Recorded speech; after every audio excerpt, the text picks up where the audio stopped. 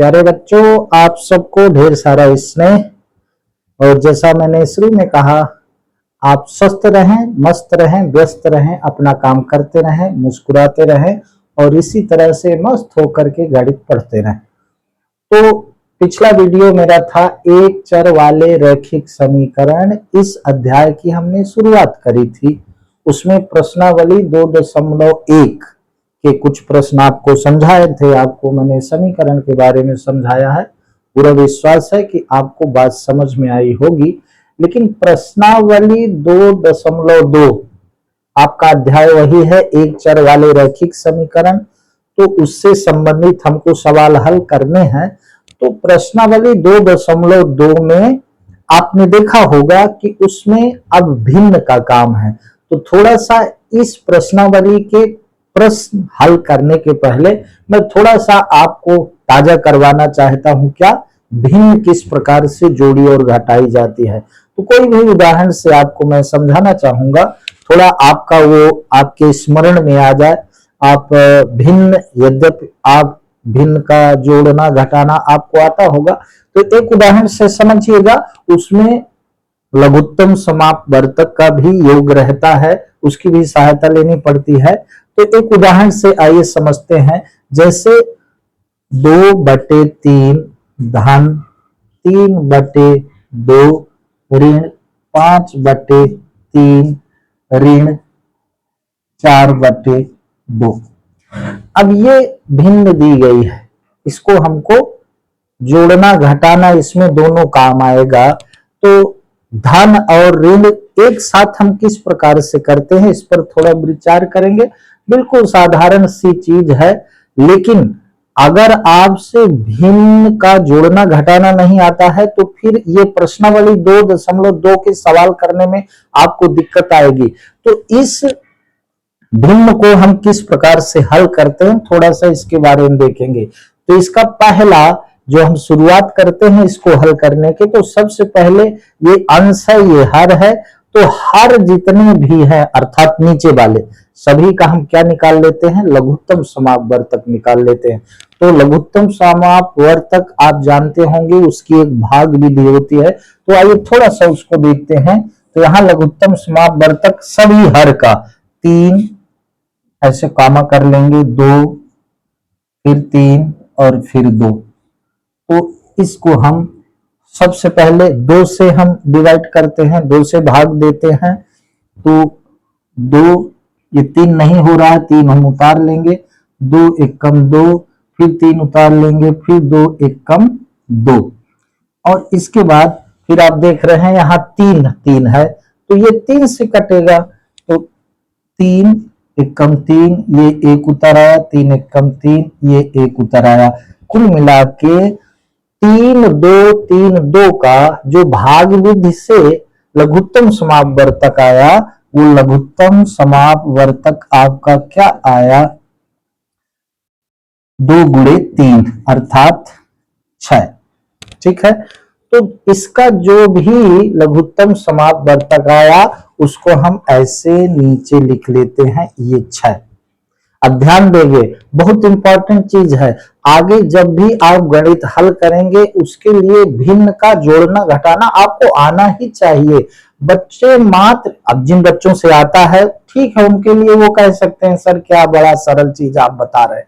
लेकिन जिन बच्चों से ये भिन्न का जोड़ना घटाना नहीं आता है, उनके लिए फिर आगे के क्वेश्चन प्रश्न सॉल्व करने में, हल करने में दिक्कत आती है। तो 3 2 का यहाँ जो लघुत्तम समापवर्तक आया वो आया 6। अब ध्यान दीजिएगा, इस 6 को, जो लघुत्तम समापवर्तक आया, इस 6 को सबसे पहले वाले भिन्न के हर से हम भाग देते हैं। तो 6 को हमने 3 से भाग दिया, तो 3 दूनी 6। भागफल क्या आया, ये 2 भागफल आया। ध्यान देंगे, नीचे वाली संख्या से लघुत्तम समापवर्तक को भाग देते हैं, फिर जो भागफल आता है उसको ऊपर वाली संख्या से यानी अंश से हम गुणा कर देते हैं। तो 2 भागफल आया, तो 2 दूनी यहाँ 4 हमने लिख दिया। इसी तरह सभी में यही प्रक्रिया। अब देखिएगा, 6 को हम 2 से भाग देंगे तो भागफल आएगा 3। 2 तिहाई 6, तो 6 को हम 2 से भाग दिए तो भाग फल आया 2 तिहाई 3, और 3 त्रिकाई 9, यहां 9 लिख लिए ऋण। फिर 6 को हम इस 3, मैंने कहा हर से भाग देंगे तो 3 दूनी 6, 2 भाग फल आया और 2 पंचे 10, यहां हमने 10 लिख लिया। फिर ये ऋण, फिर हमने 6 को 2 से भाग दिया तो 2 तिहाई 6, 3 आया भागफल, 3 चौक 12, हमने यहां लिख लिया 12। बात समझ में आ रही है। सबसे इंपॉर्टेंट चीज आपको बता रहा हूं, बिल्कुल अगर आपसे गणित नहीं आती बिल्कुल हताश परेशान ना हो, सीधा सा है कि अगर मैंने शुरू में कहा था आपसे जोड़ घटाना गुणा भाग आता है तो आप गणित कर लेंगे, बिल्कुल परेशान ना हो, थोड़ा सा इसको समझने का प्रयास करेंगे, ठीक है। अब देखिए कई संख्याएं एक साथ हो जिसमें धन की कुछ संख्याएं हो कुछ ऋण की हो, तो इसका भी नियम है। यहाँ पर कई संख्याएं हैं तो जो धन चिन्ह वाली है, जैसे 9 का चिन्ह धन है, 4 का चिन्ह धन है, तो इसको हम पहले जोड़ दें, 9 4 13। अब ऋण ऋण आपस में जुड़ते हैं और लिखा ऋण में जाता है, तो ये ऋण ऋण आपस में जुड़े तो 13 ऋण 12 10 22, यहाँ 22 और बटे ये 6। अब बराबर, अब 13 में 22 हमको घटाना है तो घटेगा 22 में 13 ही, लेकिन चूंकि यहाँ ऋणात्मक संख्या बड़ी है इसलिए परिणाम रिजल्ट जो है वो ऋणात्मक में आएगा, ठीक है। तो यहां पर आया ऋण 9 बटे 6, ठीक है, तो ये ऋणात्मक में आया। चूंकि मैंने कहा ना कि 13 जो धन है वो छोटी संख्या है और ऋण बड़ी संख्या है, इसलिए जब घटा 13 में 22 तो आया ऋण 9, तो इसको हम 3 से काट देंगे, 3 दूनी 6, 3 त्रिकाई 9, यानी कि इसको जब हमने सॉल्व किया तो क्या आया, परिणाम क्या आया, ऋण 3 बटे 2। ये हमसे आना चाहिए। फिर से मैं कह रहा हूं, प्रश्नावली 2.2 के सवाल हल करने के लिए हमसे भिन्न आना ही होगा, हमको भिन्न बननी ही चाहिए, नहीं तो फिर वो गलत हो जाएगा, ठीक है। आपको थोड़ा दिक्कत होगी, फिर आप उसको अच्छे से कर नहीं पाएंगे। अब आइए हम चलते हैं प्रश्नावली 2.2 के पहले सवाल में। आपको पहला सवाल हम समझाते हैं और उसमें देखिए भिन्न का किस प्रकार से प्रयोग है, ठीक है। तो हम पहला सवाल 2.2 का लिखते हैं। x बटे 2 ऋण 1/5 बराबर x बटे 3 धन 1/4। अब देखिए यहां पर भिन्न आ गई ना, मैंने आपको बताया था कि भिन्न का जोड़ना घटाना गुणा भाग आपको आना ही चाहिए। तो अब यहां पर सीधा सा है, x बटे 2 ऋण 1/5 x बटे बराबर x बटे 3 धन 1/4। तो मैंने शुरू में कहा था प्रश्नावली 2.1 को बताते हुए कि हम जो चर राशि हैं उनको एक तरफ कर लेते हैं और अचर को एक तरफ कर देते हैं। चर आप समझ गए होंगे, पिछले वीडियो में समझाया था, चर किसको, x, जो x के पद हैं वो चर कहलाते हैं। तो जब यहां हम हल करेंगे, तो जब हम हल करते हैं एक बार और सवाल को लिखते हैं, x बटे 2 ऋण 1/5 बराबर x बटे 3 धन 1/4। अब मैंने कहा कि अब हम चर राशियों को बाएं पक्ष में रख लेते हैं, अचर राशियों को दाएं पक्ष में ले, तो ये x बटे 2 ये बाएं तरफ है। अब ये देखो x बटे 3 का यहाँ चिन्ह धनात्मक है, ये धन है, तो जब ये बराबर की इधर आएगा तो ऋण हो जाएगा, ऋण x बटे 3 बराबर ये 1/4 धन है और ये ऋण है तो ये बराबर के उधर गया तो ये भी धन में हो गया। अब वही प्रक्रिया जैसा आपको मैंने बताया था कि अब यहाँ भिन्न का काम है, भिन्न हमको लगाना होगा। तो अब देखें 2 और 3 का जो लघुत्तम समापवर्तक होगा वो होगा 6। अब देख लीजिए ये 2 और 3, 2 से 2 कटेगा, 3 से 3 अलग प्रकार की संख्या, इनका सीधा सा लघुत्तम समापवर्तक 6 होगा, 2 यानी 2 तिहाई 6, ठीक है, वही नियम, इस 6 को इस 2 से हम भाग देंगे तो भागफल 3 आएगा। ये इधर देखें, 2 तिहाई 6, तो ये जो 3 भागफल आया इसको ऊपर वाले से गुणा करेंगे, तो 3 का यक्ष में हम गुणा करें तो 3 यक्ष हो गया। अब ऋण, यही चिन्ह यहां उतार लिए, ठीक है। इसके बाद इस 6 को इस 3 से हमने भाग दिया तो भागफल आया 2, 3 दूनी 6, तो 2 का यक्ष में हमने गुणा किया तो ये 2 यक्ष हो गया, और ये बराबर सीधे हमने उतार लिया। इसी तरह से 4 और 5 का लघुत्तम समावर्तक 4 पंचे 20 आएगा, ठीक है। अब 20 को हम 4 से भाग देंगे तो 4 पंचे 20, जो भागफल आया उसका 1 में हम गुणा करेंगे, तो 4 पंचे 20, 5 एकम 5, धन 5 चौको 20, 4 एकम 4। अब इसको हम सॉल्व कर लेंगे, 3 यक्ष में 2 यक्ष घटेगा तो आएगा x बटे 6, ठीक है, बराबर 5 4 9 जुड़ेगा बटे 20। अब देखो ये कितना हो गया, x बटे 6 बराबर 9 बटे 20।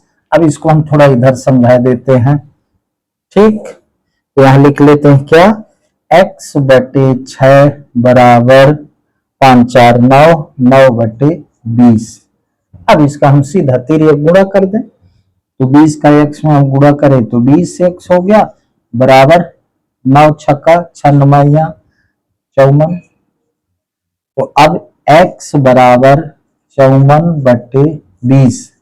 ये x का जो गुणांक है, ये जब x बराबर लिखेंगे तो x का गुणांक नीचे जाएगा, हमेशा ध्यान रखिएगा।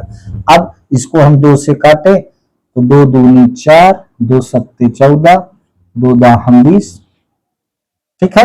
अब फिर इसको काटे तो अब ये नहीं कटेगा, क्योंकि एक विषम है एक सम है, तो x का यहाँ मान क्या आ गया, x बराबर 27 बटे 10, ये आ गया x का मान, ठीक है। अब देखिए मैंने शुरू में कहा था कि ये भिन्न से रिलेटेड है, तो आपको भिन्न का जोड़ घटाना आना ही चाहिए, तभी आपसे ये सवाल बनेंगे। फिर मैं आपको याद दिला दूं कि ये जो समीकरण है ये हल करते आना ही चाहिए, क्योंकि समीकरण बहुत इंपॉर्टेंट है जब आप आगे गणित लगाएंगे। ओके, मैं इसको मिटाए देता हूं, फिर अगला सवाल बताता हूं, थोड़ा दूसरे प्रकार का वो सवाल होगा, उसको आपको बताता हूं। फिर मैं आपको ये कह रहा हूं कि प्लीज भिन्न आपसे आने ही चाहिए। तो दूसरा सवाल है आपका x धन, यदि आपके प्रश्नावली में वो तीसरा सवाल हो सकता है, लेकिन इससे थोड़ा हटके है इसलिए मैं आपको समझा रहा हूं। x धन 7 ऋण 8x बटे 3 बराबर 17 बटे 6 ऋण 5x बटे 2, ये सवाल। अब लगाने का वही नियम, सीधा सा उसी तरीके से चले। मैंने कहा था जब हम हल करते हैं तो एक बार सवाल ही लिखते हैं, तो यहां हम हल करना शुरू करते हैं, ध्यान दीजिएगा। तो x धन 7 ऋण 8x बटे 3 बराबर 17 बटे 6 ऋण 5x बटे 2। इसके बाद क्या स्टेप है, इसके बाद हम क्या करते हैं, आपको मैंने बताया था एक तरफ वेरिएबल एक तरफ नॉन वेरिएबल, क्या समझे, एक तरफ चर और एक तरफ अचर। ये वेरिएबल नॉन वेरिएबल इंग्लिश शब्द, बिल्कुल परेशान न हो। तो एक तरफ हम चर रखते हैं, एक तरफ अचर। चर वाले कौन है, एक्स वाले जो है वो चर है, तो इधर हम एक्स इधर कर लिए, फिर ये ऋण 8x बटे 3, फिर ये इधर बराबर के इधर ये ऋण में है, इधर आएगा तो धन में हो जाएगा 5x बटे 2 बराबर ये 17 बटे 6 उधर ही है, तो ये 17 बटे 6। अब ये देखिए धन 7 है, उधर गया तो ऋण 7 हो गया। अब एक चीज ध्यान दीजिएगा, इस प्रकार के जब हम सवाल करते हैं, जैसे ये x अकेला है तो x बटे 1 लिख लें तो इसके मान में कोई परिवर्तन नहीं होगा। इधर हम 7/1 लिख लें तो इसके मान में कोई परिवर्तन नहीं होगा। ये एक प्रकार से सब भिन्न के रूप में हो गए। अब हमको इसको हल करना एकदम सरल हो गया। तो 1, 3, 2 इनका जब हम लघुत्तम समापवर्तक लेंगे आएगा 6। ध्यान दीजिएगा 3, 2। अब इसका सीधा सा है, जो बच्चे समझते हैं उनके लिए बड़ा सरल है, जो नहीं समझते कैसे 2 एकम 2 3 उतर आया, फिर 3 एकम 3 1 उतर आया। अब इसका हम गुणा करते हैं, वही तो है भाग विधि से लघुत्तम समापवर्तक निकालना। ठीक है, तो इसका लघुत्तम समापवर्तक कितना आया 6। अब देखिए इस 6 को इस 1 से नीचे वाले से, अब हम इधर का कर रहे हैं, पहले हम बाया पक्ष को हल कर रहे हैं। तो इस 6 को इस 1 से जब हम डिवाइड करेंगे तो 1 छक्का 6, और जो भागफल आया ये 6 को जब हम 1 से भाग देंगे तो 1 6 6 ये आया। तो ये जो भागफल आया इसी भागफल को हम x से गुणा करेंगे तो यहां हो गया 6x। ठीक है, ये ऋण उत्तर आया। इसके बाद 6 को हम 3 से जब भाग देंगे तो भागफल आएगा 2 और 2 8 16, तो ये हो गया 16x। ठीक है, इसके बाद ये चिन्ह उत्तर आया धन। अब हम 6 को 2 से भाग देंगे तो 2 3 6, 3 5 15, ये 15x। अब समझ में आपको आता होगा, मुझे पूरा विश्वास है आप समझते होंगे, इसमें कोई बड़ी बात नहीं है, सिर्फ भिन्न को समझना है। अब 6 और 1 का यहाँ पर लघुत्तम समापवर्तक 6 आया। 6 को 6 से हम भाग देंगे, भागफल 1 आएगा, उस 1 को 17 में गुणा करें तो 17 हो गया ऋण। 6 को 1 से भाग देंगे तो भागफल 6 आएगा, उस 6 का 7 में गुणा करेंगे ऊपर वाले, तो 6 7 42। समझ में आया? फिर एक बार ध्यान से सुन ले, नीचे जो हर है उसका हम लघुत्तम समापवर्तक लेते हैं, फिर जो लघुत्तम समापवर्तक आता है उसको हम सभी हर से भाग देते हैं, जो भागफल आता है उसको अंश से गुणा कर देते हैं। तीसरी कहानी है इसमें, बिल्कुल परेशान होने की जरूरत नहीं। अब इसको हम सॉल्व करें, सॉल्व करने का वही नियम देखो, ये 6x का साइन, 6x का चिन्ह धन है, 15x का चिन्ह धन है। ठीक है, तो धन धन जोड़ लिए तो 15 6 21x ऋण 16x बटे 6 बराबर, और 17 ऋण 42। फिर वही चीज, 42 जो है वो बड़ी संख्या है, 17 छोटी संख्या है। कहने का मतलब ऋणात्मक संख्या बड़ी है, इसलिए ऋण में यहाँ पर रिजल्ट आएगा। ठीक है, तो 12 में 7 गए 7 5 12, और 3 में 1 गए 2 बटे 6। ठीक है, अब देखिए फिर एक बार देखिए, 21x में 16x घटाना है, एक बार फिर उसको कर लें। तो इधर देख लें, 21x में 16x घटा तो 16 4 20 1 21, 5x आया तो 5x बटे 6 बराबर माइनस, यानी कि ऋण 25 बटे 6, ऋण 25 बटे 6। अब एक चीज और आप समझ लें, ध्यान रखिएगा, अब दोनों के बटे में सेम उसी तरह समान अंक है, तो ये दोनों कट जाएंगे, अपने आप कट जाएंगे। तो इस 6 से इस 6 को कट गया। अब हम तिर्यक गुणा करने की जरूरत है नहीं, ये कट रहे हैं, हमने काट दिया। ठीक है, तो आया क्या 5x बराबर ऋण 25, तो x बराबर ऋण 25 बटे 5, तो 5 5 25, यानी x बराबर ऋण 5 आपका उत्तर आ गया। ओके, ये हो गया x का मान। तो इस प्रकार से आपको समझना होगा कि किस तरह से ये भिन्न से रिलेटेड जो समीकरण है, यानी कि जिन समीकरणों में भिन्न आ रही है तो उसको हम कैसे हल करते हैं, ये उसका तरीका है। तो सबसे पहले क्या करते हैं, भिन्न के हर का हम लघुत्तम समापवर्तक निकाल लेते हैं, इसके बाद फिर हर से हम भाग देते हैं, जो भागफल आता है उसी का हम अंश में गुणा करते हुए पूरे सवाल को हल करते हैं। मुझे ऐसा लगता होगा कि आपको निश्चित रूप से समझ में आया होगा। जो दिक्कत आती है, आपको जो समस्या आती है, हमारे पढ़ाने के जिस तरीके में आपको समस्या आती है, वैसे मैं कोशिश करता हूं कि सरल से सरल तरीके से आपको हम सवाल को समझाएं। यदि आपको कोई दिक्कत आती है तो आप अपने कमेंट्स आप दे सकते हैं। तो आज बस इतना ही। मुझे पूरा विश्वास है आपके समझ में पूरी बात आई होगी। धन्यवाद।